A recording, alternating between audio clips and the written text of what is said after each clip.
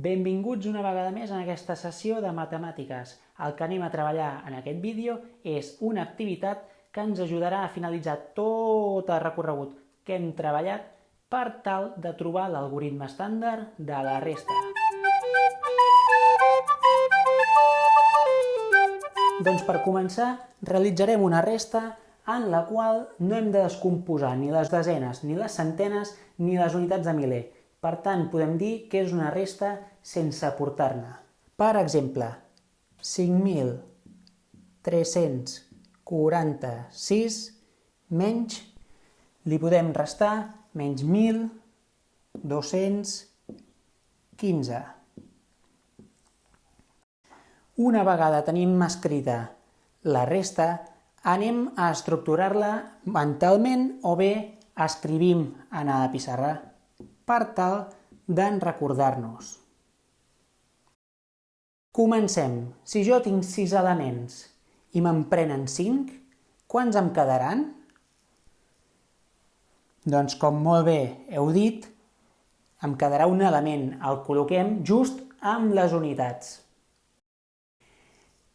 Anem a les desenes. Si jo tinc en aquestes desenes 40 unitats i me'n prenen 10 unitats, perquè recordem que 4 desenes, com vam veure a la suma, eren 40 unitats. I una desena, recordem que són 10 unitats.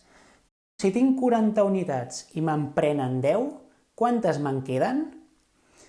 Molt bé, com dieu, doncs me'n queden 30. Si li afegim a més aquesta unitat d'aquí, el resultat és 31. Seguim.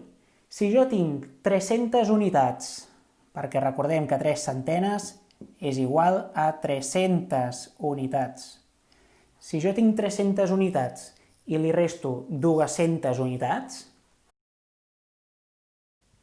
quantes unitats tinc en total?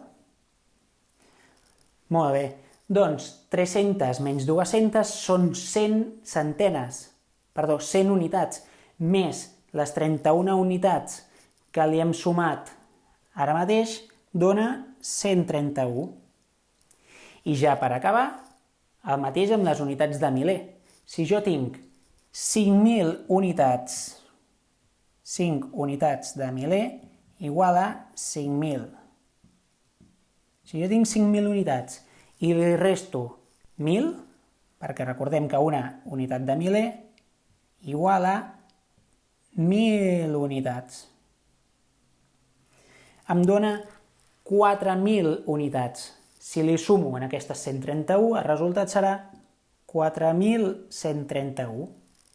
Doncs ja per acabar, espero que hagueu entès la realització de l'algoritme estàndard de la resta, així com també la seva descomposició, com hem treballat aquí al costat. Doncs ens veiem en el proper vídeo.